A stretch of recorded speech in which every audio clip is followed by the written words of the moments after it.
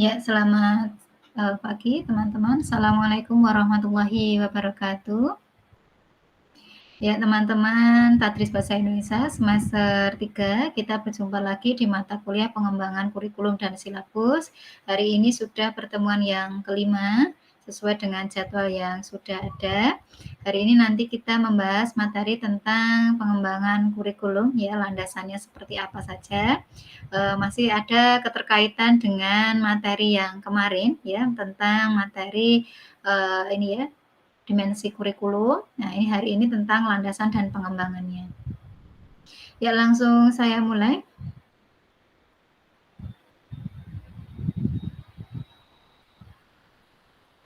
Ya, di sini kita nanti membahas mengenai landasan dan prinsip pengembangan pelaksanaan kurikulum. Nah, oke, langsung saja. Nah, untuk kurikulum sendiri ya kemarin sudah pernah kita singgung dan kita bahas. Pengembangan kurikulum sendiri adalah proses ya, proses perencanaan dan penyusunan kurikulum oleh pengembang kurikulum ya, atau kurikulum developer. Dan di sini kegiatan yang dilakukan itu dihasilkan untuk atau agar dapat menjadi bahan ajar dan acuan yang digunakan untuk mencapai tujuan pendidikan. Nah, di sini sehingga kurikulum itu senantiasa dikembangkan dan disempurnakan agar sesuai dengan laju perkembangan ilmu pengetahuan dan teknologi. Jadi di sini para kurikulum developer, nah itu nanti siapa saja kurikulum developer itu ya, pengembang kurikulum, nanti kita bahas di slide berikutnya. Di sini tugasnya adalah mengembangkan kurikulum, kurikulum yang ada yang disesuaikan dengan perkembangan teknologi ya, perkembangan ilmu pengetahuan dan teknologi, dan tentunya juga dengan perkembangan zaman. Jadi disesuaikan bagaimana perkembangan zaman saat ini, tentunya kurikulum juga menyesuaikan. Nah, kemudian ini untuk landasan pengembangan kurikulum itu sendiri, di sini penyusunannya dimulai ya dari tingkat pusat, ya tingkat pusat itu makro dari pemerintah. Di sini dijadikan sebagai dasar nanti ya dalam pertimbangan oleh para pengembang kurikulum atau kurikulum developer tadi, baik di tingkat operasional ya, di sini satuan pendidikan tersebut nanti yang mengoperasikan itu adalah ujung tombaknya yaitu para guru, kepala sekolah, pengawas pendidikan atau supervisor, kemudian dewan sekolah atau komite pendidikan, dan para guru serta pihak-pihak lain yang terkait atau stakeholder. Jadi di sini dengan alasan yang kokoh, kurikulum yang dihasilkan akan kuat, yaitu program pendidikan yang dihasilkan dapat menghasilkan manusia terdidik sesuai dengan hakikat kemanusiaannya, baik untuk masa kini maupun masa yang akan datang. Jadi di sini untuk landasan pengembangan kurikulum itu adalah ini ya dari berbagai pihak, dari banyak pihak yang terkait di dalamnya, mulai dari guru sampai nanti ke pihak-pihak yang terkait atau stakeholder. Karena guru nanti adalah pelaksana di lapangan bagaimana kurikulum tersebut di lapangan pelaksanaannya, kendala-kendala apa saja nanti yang ada di lapangan. Nah, itu nanti bisa dievaluasi sampai ke ini ya, ke pusat, kemudian sebagai bahan kajian untuk memperbaiki kurikulum yang ada. Jadi di sini pengembangan kurikulum ini tidak hanya dari satu sisi saja, tetapi berbagai elemen ya dari tingkat dasar sampai nanti ke tingkat pusat.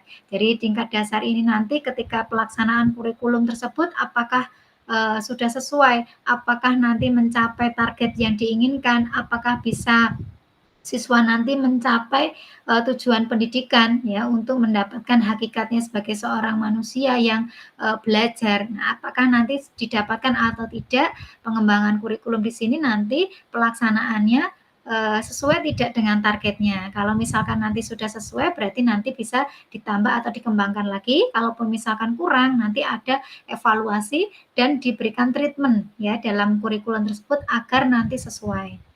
Kemudian berikutnya, untuk landasan ya dalam pengembangan kurikulum itu sendiri nanti ada 3 ya, 3 landasan yang digunakan. Yang pertama adalah landasan filosofis. Nah, landasan filosofis ini adalah landasan filsafat dan implikasinya dalam pengembangan kurikulum. Nah, bagaimana penjelasannya? Filsafat artinya yang mendasari ya, yang mendasari dalam pengembangan kurikulum. Filosofis artinya yang menjadi pakemnya seperti apa, dasarnya, landasannya apa. Karena misalkan kalau kita ya filosofinya pendidikan itu harus berdasarkan pada ketuhanan yang Maha Esa. Makanya nanti dalam pengembangan kurikulum tersebut harus ada unsur-unsur tentang ketuhanan ya, memasukkan tentang ketuhanan misalkan dengan ini memasukkan unsur ketika memulai belajar itu dengan membaca doa atau hanya awalnya misalkan bismillah, basmalah atau yang lain sebagainya. Sesuai dengan keyakinannya masing-masing tentunya. Jadi di sini unsur filsafat pada awalnya dan implikasinya nanti akan seperti apa, ini digunakan sebagai pengembangan kurikulum. Yang kedua ada landasan psikologis. Nah, di sini mengidentifikasi mengenai landasan psikologis dan implikasinya dalam pengembangan kurikulum. Jadi di sini psikologis itu berkaitan dengan kejiwaan.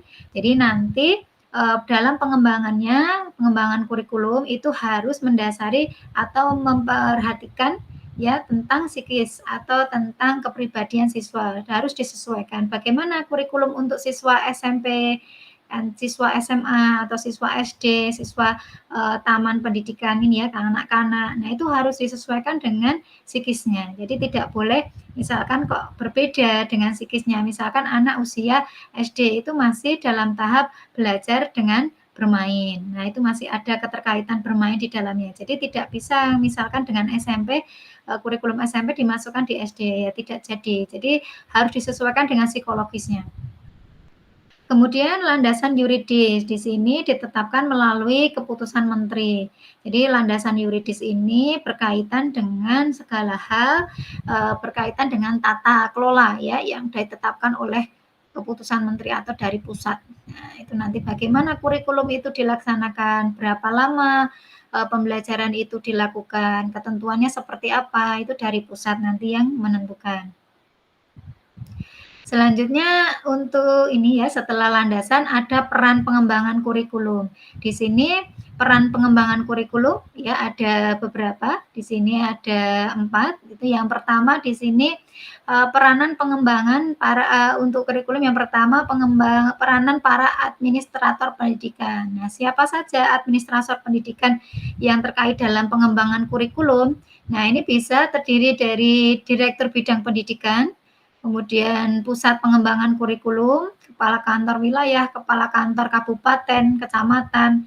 Nah, jadi di sini peranannya sebagai apa? Di sini peranannya dalam pengembangan kurikulum adalah menyusun dasar-dasar ya, dasar-dasar hukum, dasar-dasar kerangka, kemudian program inti kurikulum. Jadi dasar secara hukumnya, secara garis besar ya para administrator pendidikan. Seperti apa pelaksanaannya nanti di dalam sekolah?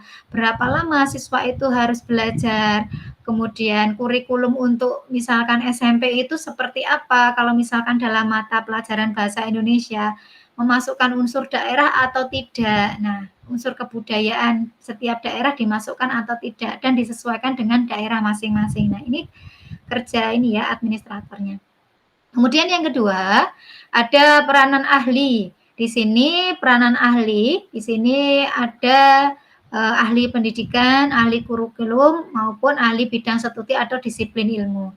Jadi keterkaitan para ahli ini nanti menyesuaikan dengan konten yang ada di dalam kurikulum. Kalau misalkan pendidikan bahasa Indonesia atau mata pelajaran bahasa Indonesia ya tentunya disesuaikan mata pelajaran apa saja nanti di dalamnya, bidangnya apa saja di dalamnya. Harus mencapai 4 keterampilan berbahasa ya, kalau itu di dalam bahasa Indonesia. Makanya di sini diperlukan para ahli yang sesuai dengan bidangnya. Kemudian selanjutnya peranan guru. Nah, peranan guru ketika dalam pengembangan kurikulum itu seperti apa? Nah, karena guru adalah ini ya berperan sangat penting juga dalam pengembangan kurikulum karena guru adalah perencana ya, merencanakan bagaimana nanti proses pembelajaran di kelas, kemudian pelaksanaannya nanti seperti apa, kemudian juga nanti mengembangkan kurikulum di kelasnya seperti apa ya, karena, guru bisa menambahkan atau mengembangkan kurikulum dengan improvisasi dari guru sendiri, dengan kekreativitasan guru itu sendiri, yang tentunya tidak keluar dari, ini ya, kurikulum yang sudah ditetapkan. Jadi memang guru itu sangat berperan dalam pelaksanaan dan pengembangan kurikulum.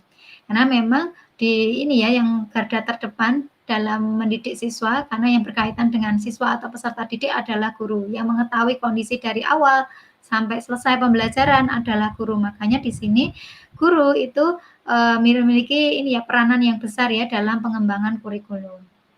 Kemudian nih orang tua murid yang keempat, ini juga berperan ya di dalam pengembangan kurikulum. Seperti apa perannya? Nah di sini, dalam penyusunan kurikulum ya, misalkan ada yang namanya komite ya, di sekolah itu ada komite yang mengaitkan atau, ini ya, memasukkan orang tua murid ke dalam susunan, ya, susunan sekolah. Biasanya ada seperti itu dengan beberapa pertimbangan yang memang orang tua murid tersebut sebagai perwakilan yang bisa untuk memberikan, masukan dalam pengembangan kurikulum dalam sekolah ya tentunya. Di sini yang tentunya mempunyai latar belakang yang memadai. Jadi tidak bisa semua orang tua murid dimasukkan tidak, tetapi tentunya dengan pertimbangan-pertimbangan agar nanti dalam pelaksanaan pendidikan kurikulum bisa berjalan dengan baik.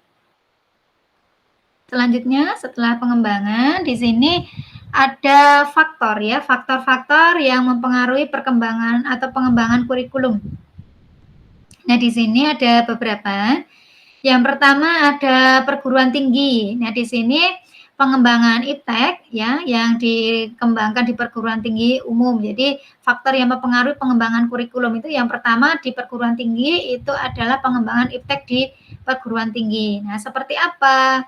Itu tentu mempengaruhi bagaimana, ini ya, pelaksanaan kurikulum di daerah sekitar. Misalkan ada jurusan atau prodi baru seperti dulu ya, ada teknologi informasi. Sehingga di sekolah-sekolah kurikulumnya menyesuaikan ya, menyesuaikan dengan, ini apa, dengan memberikan mata pelajaran, memasukkan mata pelajaran TI ya, informasi teknologi tadi ke dalam kurikulum. Walaupun dalam penerapannya dulu ini ya, ada perombakan dan ada penyempurnaan. Nah, itu contoh kecilnya.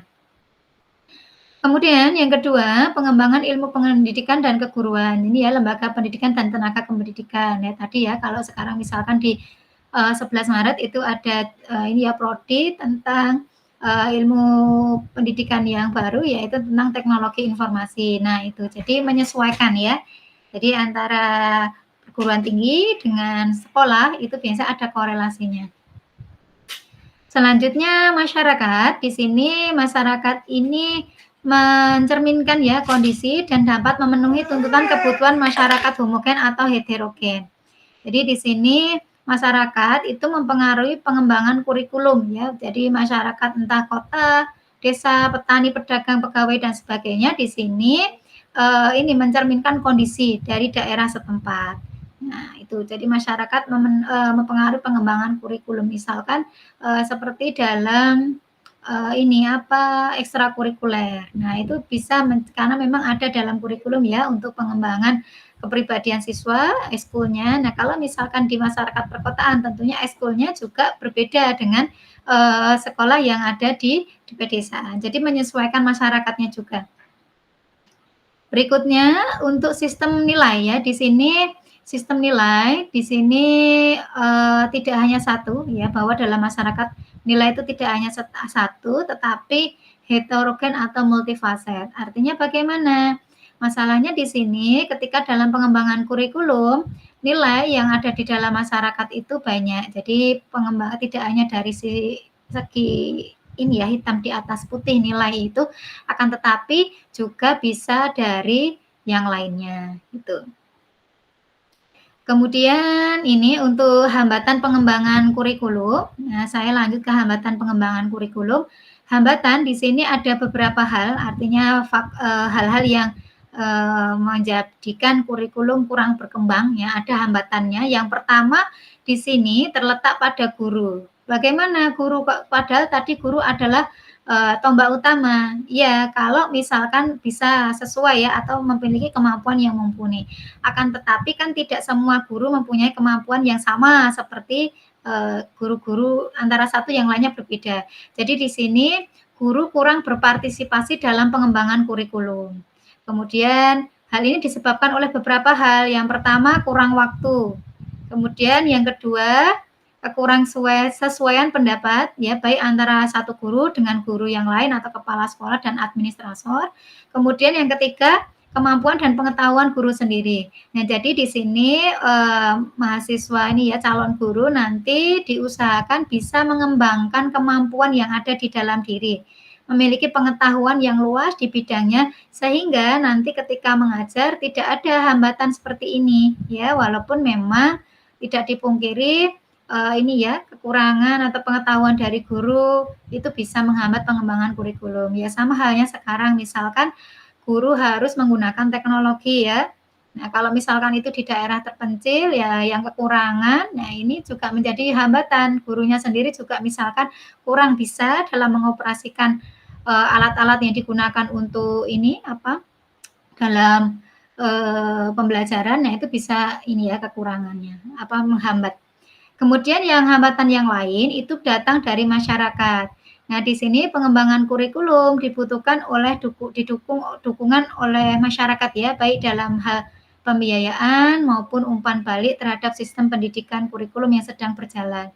Sehingga memang masyarakat ini adalah input ya, input dari sekolah tentang keberhasilan pendidikan, ketetapan kurikulum, kemudian input fakta dan pemikiran dari masyarakat. Jadi di sini masyarakat itu bisa ya memberikan masukan terhadap pengembangan kurikulum. Ini makanya juga bisa menghambat ya kalau misal memang masyarakatnya kurang bisa untuk mengikuti apa yang terjadi di sekolah atau lingkungannya. Berikutnya ini ya prinsip pengembangan kurikulum, ada prinsip umum, ada prinsip khusus. Kemudian kalau yang pertama ini ada prinsip pengembangan secara umum itu ada 3 hal di sini ya. Ada 3 hal yang pertama, kemudian ini ada prinsip khusus.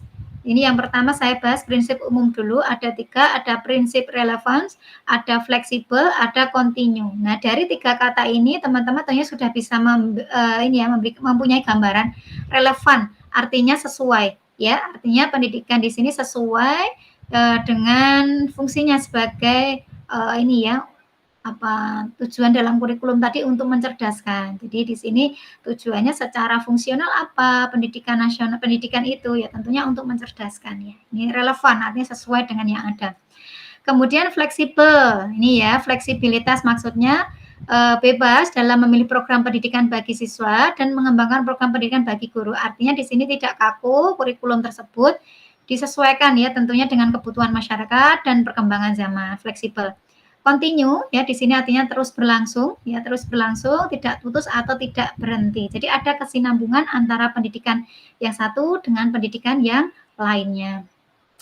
Berikutnya di sini prinsip khusus ya ini kalau tadi umum sekarang khusus ini berkaitan yang pertama dengan tujuan pendidikan. Nah di sini tujuan pendidikan itu mencakup tujuan yang bersifat umum ya atau jangka panjang, menengah, jangka pendek. Jadi tujuan pendidikan itu apa? Ya salah satunya adalah untuk mencerdaskan siswa agar mendapatkan pengalaman belajar. Nah, salah satunya itu memiliki kemampuan skill yang memadai ya. Kemudian prinsip yang kedua di sini berkenaan dengan pemilihan belajar mengajar. Jadi di sini berkaitan dengan pengetahuan, sikap dan keterampilan yang dimiliki oleh siswa. Jadi guru harus memberikan pengalaman belajar agar siswa dapat memiliki pengetahuan yang maksimal, memiliki sikap ya dalam belajar itu ya, pendidikan karakter dan memiliki keterampilan yang sesuai dengan apa yang dia kuasai, apa yang dia miliki ya, pengembangan dirinya. Kemudian prinsip berkenaan dengan pemilihan media dan alat pengajaran. Jadi di sini proses belajar mengajar perlu didukung oleh penggunaan media dan alat bantu pengajaran yang tepat. Jadi di sini untuk pemilihan media dan pengajaran di sini harus disesuaikan dengan medianya. Kalau misalkan mau menggunakan laptop ya menggunakan radio, ada ya beberapa kota itu menggunakan radio sebagai media belajar saat pandemi seperti ini, atau yang lainnya ya, banyak hal yang bisa dilakukan. Kemudian selanjutnya, prinsip khusus yang selanjutnya, berkenaan dengan pemilihan kegiatan penilaian. Nah, dalam hal ini ada banyak hal ya, penilaian itu ada berapa hal yang harus diperhatikan di sini, dalam pengelolaan suatu hasil penilaian hendaknya diperhatikan sebagai berikut. Yang pertama, norma, ya norma apa yang digunakan dalam pengelolaan hasil tes, ya norma itu berkaitan dengan sopan santun, kemudian formulanya apa, ya formula ini ya caranya ya, pertanyaannya nanti seperti apa, disesuaikan dengan materinya juga, kemudian skornya dalam bentuk skor apa, standar yang digunakan, standarnya harus sesuai dengan kurikulumnya, kemudian hasil tes itu untuk apakah digunakannya, tentunya untuk mengukur apakah siswa sudah sesuai dengan standar nilai nanti yang didapatkan. Ya, itu untuk pertemuan kita hari ini, teman-teman. Nanti jika masih ada yang ingin disampaikan berkaitan dengan materi kita hari ini, berkaitan dengan landasan dan prinsip pengembangan kurikulum, karena banyak hal tadi ya, dari landasan ada 3 ya, filosofis, yuridis tadi, kemudian juga ada psikologis. Nah, ini berkaitan dengan landasan, kemudian pengembangan kurikulum juga nanti bisa ditanyakan di pertemuan kita di grup. Ya itu saja, terima kasih, sampai berjumpa minggu depan dan di grup nanti. Saya akhiri, wassalamualaikum warahmatullahi wabarakatuh.